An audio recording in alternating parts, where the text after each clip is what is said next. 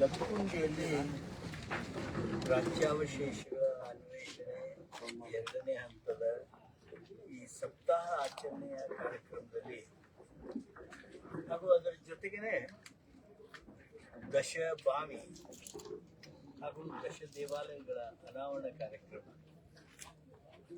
ಹಾಗೂ 6 ಅತ್ಯಂತ ಪ್ರಸಿದ್ಧವಾಗಿರ್ತಕ್ಕಂಥ ಪ್ರಸಿದ್ಧ ಆಗಲಿರುವ ದೇವಾಲಯಗಳ ಸಂರಕ್ಷಣೆ ಹಾಗೂ ಅಭಿವೃದ್ಧಿ ಕಾರ್ಯಕ್ರಮಗಳ ಶಿಲಾನ್ಯಾಸ ಕಾರ್ಯಕ್ರಮ ಇವೆಲ್ಲವೂ ಸೇರಿ ಒಂದು ದೊಡ್ಡ ಕಾರ್ಯಕ್ರಮವನ್ನು ಲಕ್ಕುಂಡಿಯಲ್ಲಿ ಮಾಡಿದ್ದೇವೆ. ಪ್ರಾಚ್ಯಾವಶೇಷಗಳ ಅನ್ವೇಷಣೆ ಕಾರ್ಯಕ್ರಮ ಬಹುಶಃ ದೇಶದಲ್ಲೇ ಒಂದು ದೊಡ್ಡ ದಾಖಲೆಯನ್ನು ಸ್ಥಾಪಿಸಲಿದೆ ಅಂತೇಳಿ ಅನೇಕ ತಜ್ಞರು ವಿದ್ವಾಂಸರು ಹೇಳ್ತಾ ಇದ್ದಾರೆ. ಮೊದಲನೇ ಹಂತದ ಪ್ರಾಚ್ಯಾವಶೇಷಗಳ ಅನ್ವೇಷಣೆಯೊಳಗೆ ನಮಗೆ ಸುಮಾರು 1050 ಪ್ರಾಚ್ಯಾವಶೇಷಗಳು ಲಭ್ಯ. ಇವತ್ತು ಈ ಸಪ್ತಾಹವನ್ನು ಪ್ರಾರಂಭ ಮಾಡಿದ್ದೇವೆ.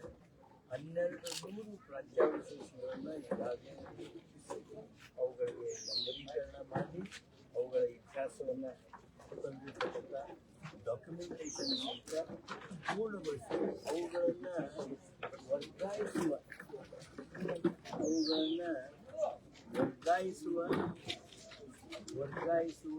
ಕೆಲಸ ಪ್ರಾರಂಭ ಆಗಿದೆ.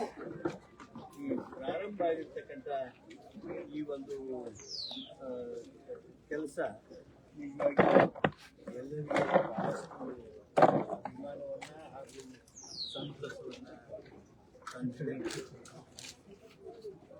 ಒಂದು ಆಶ್ಚರ್ಯಕರವಾಗಿರ್ತಕ್ಕಂಥದ್ದು, ನಾನು ಸಾಮಾನ್ಯ ವಿಧಾನ ಪರಿಷತ್ತಿನ ಸಭಾಪತಿಗಳು, ಸ್ಥಳೀಯ ಶಾಸಕರು, ಚಿತ್ರ ಪಾಟೀಲರು, ನಮ್ಮ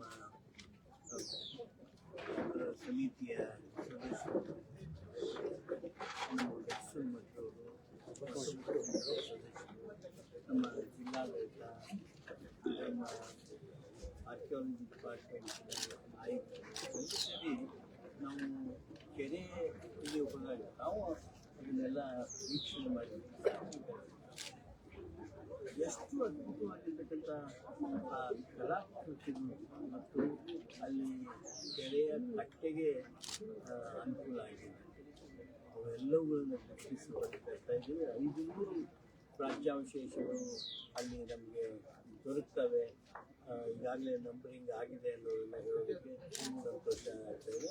ಅದೇ ರೀತಿಯಾಗಿ ಬದುವನ್ನು ನೋಡೋದಕ್ಕೆ ಕೆಲವರು ಬಂದಿದ್ದರು, ಕೆಲವರು ಬಂದಿದ್ದಿಲ್ಲ. ಆ ಬದುವನ್ನು ಸಹಿತ ಈಗಾಗಲೇ 25 ಸಿಕ್ಕಿವೆ. ಹೀಗೆ ಒಟ್ಟು 40 ಸ್ಥಳಗಳಲ್ಲಿ ಈ ಪ್ರಾಚ್ಯಾವಶೇಷಗಳು ಇರೋದನ್ನು ಗುರುತಿಸಿ ಅದರಲ್ಲಿ 25-26 ಕಡೆ ನಂಬರೀಕರಣ ಮಾಡಿ ಮುಗಿದಿದೆ.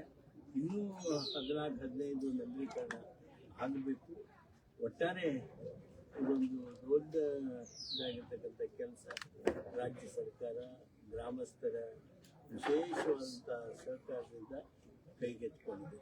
ಇವೆಲ್ಲವುಗಳನ್ನು ಸಂಗ್ರಹ ಮಾಡಿ ಒಂದು ಬಯಲು ಸಂಗ್ರಹಾಲಯವನ್ನು, ಅದ್ಭುತವಾಗಿರ್ತಕ್ಕಂಥ ಬಯಲು ಸಂಗ್ರಹಾಲಯವನ್ನು ಮಾಡಬೇಕು ಅಂತೇಳಿ ನಮ್ಮ ಇಲಾಖೆ ಇವತ್ತು ನಿರ್ಣಯ ಮಾಡಿದೆ.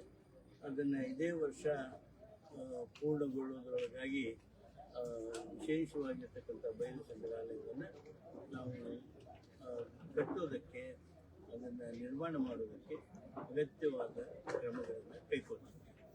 ಇದು ಒಂದು ಭಾಗ. ಇನ್ನೊಂದು ಅತಿ ದೊಡ್ಡ ಭಾಗ ಅಂದರೆ 10 ದೇವಾಲಯಗಳನ್ನು ಅನಾವರಣ ಮಾಡೋದು, 10 ಬಾವಿಗಳನ್ನು ಅನಾವರಣ ಮಾಡೋದು, ಒಂದು ಗುಡಿ ಅನಾವರಣ ಮಾಡೋದು ಅಥವಾ ಒಂದು ಬಾವಿ ಅನಾವರಣ ಮಾಡೋದು ಅಂದ್ರೆ ದೊಡ್ಡದು. ಅಂಥದ್ರಲ್ಲಿ ಈ ಐತಿಹಾಸಿಕ ಸ್ಥಳದೊಳಗೆ 10 ಬಾವಿಗಳನ್ನು, 10 ದೇವಾಲಯಗಳನ್ನು ನಾವು ಅನಾವರಣ ಮಾಡ್ತಾ ಇದ್ದೇವೆ. ಈ ಅನಾವರಣ ಮುಗಿದ ತಕ್ಷಣ ಇವುಗಳ ಅಭಿವೃದ್ಧಿ ಕೆಲಸವನ್ನು, ಇವುಗಳ ಸಂರಕ್ಷಣೆ ಕೆಲಸವನ್ನು ಮಾಡ್ತೀವಿ ಅನ್ನೋದನ್ನು ಭಾಳ ಸಂತೋಷದಿಂದ ಹೇಳೋದಕ್ಕೆ ಬಯಸ್ತೀನಿ. ಸ್ನೇಹಿತರೆ, ನಿಮಗೆಲ್ಲರಿಗೂ ಗೊತ್ತಿದೆ, ನಮ್ಮ ಕರ್ನಾಟಕದ ಇತಿಹಾಸ, ಕರ್ನಾಟಕದ ಪರಂಪರೆ ಅತಿ ದೊಡ್ಡ ರೋಮಾಂಚನ ಆಗಬೇಕು. ಆ ರೋಮಾಂಚನ ಆಗ್ತಕ್ಕಂಥ ಇತಿಹಾಸ ನಮಗೆ ಪ್ರತಿ ಕಲ್ಲು ನಮಗೆ ಒಂದು ಕತೆ ಹೇಳ್ತಾರೆ. ಎಷ್ಟು ಜನ ಅರಸರಾಗಿ ಹೋಗಿದ್ದಾರೆ, ಎಷ್ಟು ವಿಶಿಷ್ಟವಾಗಿರ್ತಕ್ಕಂಥ ಸೇವೆ ಮಾಡಿ ಹೋಗಿದ್ದಾರೆ, ಎಂಥವುಗಳನ್ನು ಕಟ್ಟಿ ಹೋಗಿದ್ದಾರೆ. ಅವರು ಕೇವಲ ಲಕ್ಕುಂಡಿಯನ್ನು ಗುಡಿಗೆ ಮಾತ್ರ ಕಟ್ಟಲಿಲ್ಲ, ಈ ಲಕ್ಕುಂಡಿಯೊಳಗಿರೋರ ಮನಸ್ಸುಗಳನ್ನು ಕಟ್ಟಿದ್ರು ಅನ್ನೋದನ್ನು ನಾವು ಇತ್ತೀಚಿನ ಕೆಲವು ಐತಿಹಾಸಿಕ ಘಟನೆಗಳ ಮೂಲಕ ನೋಡ್ತೇವೆ. ನಾನು ಇಷ್ಟೇ ಈ ಸಂದರ್ಭದಲ್ಲಿ ಹೇಳೋದು, 10 ಬಾವಿ 10 ದೇವಸ್ಥಾನಗಳ ಅನಾವರಣ ಒಂದು ದಿವಸ ಆಗಿರೋದು ಬಹುಶಃ ನಮ್ಮ ದೇಶದಲ್ಲಿ ಇನ್ನೊಂದು ಎಲ್ಲೂ ದಾಖಲೆ ಇಲ್ಲ. ಆ ದಾಖಲೆಯನ್ನು ನಾವು ಕರ್ನಾಟಕದಲ್ಲಿ ಮಾಡಿದ್ದೇವೆ. ಸನ್ಮಾನ್ಯ ಸಿದ್ದರಾಮಯ್ಯನವರು ಮುಖ್ಯಮಂತ್ರಿಗಳು ಈ ಕೆಲಸ ಮಾಡೋದಕ್ಕೆ ದೊಡ್ಡದಾಗಿರ್ತಕ್ಕಂಥ ಬಲವನ್ನು ತುಂಬಿದ್ದಾರೆ, ಬೆಂಬಲವನ್ನು ಕೊಡ್ತಾ ಇದ್ದಾರೆ. ಗ್ರಾಮಸ್ಥರು ದೊಡ್ಡ ಸಹಕಾರವನ್ನು ಕೊಡ್ತಾ ಇದ್ದಾರೆ. ಅವರೆಲ್ಲರಿಗೂ ಕರ್ತವ್ಯದಲ್ಲಿ ಮೊದಲು ಬಾರಿಗೆ ಲಕ್ಕುಂಡಿ ಯೂಟ್ಯೂಬರ್ಸನ್ನು, ಇನ್ಫ್ಲೂಯೆನ್ಸರ್ಸನ್ನು, ಬೇರೆ ಬೇರೆ ಭಾಗದಿಂದ ಪತ್ರಿಕೋದ್ಯಮಿಗಳನ್ನು ಆಕರ್ಷಣೆ ಮಾಡಿ, ನೀವೊಂದು ಗುಡಿಯಾಗ ಹೋದ್ರೆ ಅಂದರೆ ನಿಮಗೊಂದು ತಾಸು 2 ತಾಸು ಬೇಕು. ನೀವು ಆ ಪ್ರಾಚ್ಯಾವಶೇಷಗಳ ಬಯಲು ಸಂಗ್ರಹಾಲಯದಲ್ಲಿ ಹೋಗ್ರಿ. ನೀವು ಈಗ ಬಿಸಿಲಾಗಿ ಹೋಗಕ್ಕೆ ಹೋಗ್ಬೇಡ್ರಿ, ತಂಪೊತ್ತಿನಲ್ಲಿ ಹೋಗಿ 6 ಗಂಟೆ ನಂತರ.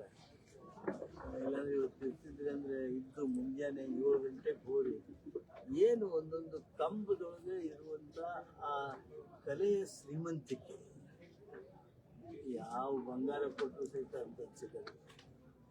ಅಂಥ ಒಂದು ದೊಡ್ಡ ಇತಿಹಾಸ ಲಕ್ಕುಂಡಿಗಿದೆ. ಒಟ್ಟಾರೆ ಬರುವ ಕೆಲವೇ ದಿವಸಗಳಲ್ಲಿ ನಾವು ಲಕ್ಕುಂಡಿಯವರು ಇದು ವಿಶ್ವ ಪಾರಂಪರಿಕ ಸ್ಥಳ ಇನ್ನೂ ಯಾಕೆ ಆಗಿಲ್ಲ ಅನ್ನುವ ಪ್ರಶ್ನೆ ಪ್ರತಿಯೊಬ್ಬರು ಕೇಳೋ ಹಾಗೆ ಇದನ್ನು ಬೆಳೆದು ನಿಲ್ಲಿಸಬೇಕು ಅನ್ನೋದು ನಮ್ಮ ಗುರಿ. ಆ ಗುರಿಯನ್ನು ಮಾಡ್ತೀವಿ. So your message to the next future generation, what can they do to how can, they're all on social media, they are interested to listen to such stories of history, so your message to them, how can they be a part of it? My humble message to all those youngsters is, please respect history. It is those historical monuments which will not be just antiquity for beauty. They are telling the story. That story is your own history. You will have to kindly understand and get yourself inspired to take the country forward. And all these histories will make us pride, not only just a question of pride, but make us self-determined, self-confident to take our country forward. Look at France, look at Germany, look at China. What are they doing? There was a wall built between 2 parts of Germany. That wall is now demolished. They are selling piece by piece a stone, and they are earning crores and crores of rupees. They respect that historical wall, so important. Similarly, everything of archaeology, everything of history which tells the story is very important for us. That is what we all should do. Thank you. Sir, ಈ ಭಾಗದಲ್ಲಿ ಇರುವಂತಹ ದೇವಸ್ಥಾನಗಳು ಲಕ್ಕುಂಡಿಯ ಸಹಿತ heritage ಟೂರಿಸಂನ ಒಂದು ಭಾಗವಾಗಿ ಮುಂದಿನ ದಿನಗಳಲ್ಲಿ ಏನಾದರೂ ಅಭಿವೃದ್ಧಿ ಮಾಡ್ತೀವಿ. ಈಗಾಗಲೇ ನಾವು ಮಾಡ್ತಾ ಇದ್ದೀವಿ. ಹಂಪಿ, ಲಕ್ಕುಂಡಿ, ಬಾದಾಮಿ, ಬಿಜಾಪುರ ಮಾಡ್ತಾ ಇದ್ದೀವಿ. ಇನ್ನೊಂದು ಬ್ಯಾಂಗ್ಳೂರು, ಚಿತ್ರದುರ್ಗ, ಹಂಪಿ, ಲಕ್ಕುಂಡಿ, ಸೌದತ್ತಿ, ಯಲ್ಲಮ್ಮ ಆ್ಯಂಡ್ ಬೆಳಗಾವಿ ಸರ್ಕಿಟ್. ಹೀಗೆ ವಿವಿಧ ಸರ್ಕಿಟ್ಗಳನ್ನು ಮಾಡ್ತಾ ಇದ್ದೀವಿ. And we are getting good response. Thank you.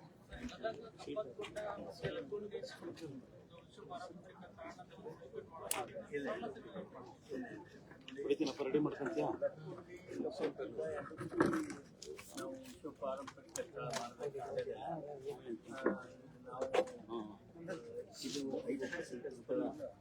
Heritage point of ವ್ಯೂದಿಂದ ಇದನ್ನು ನಾವು ವಿಶ್ವ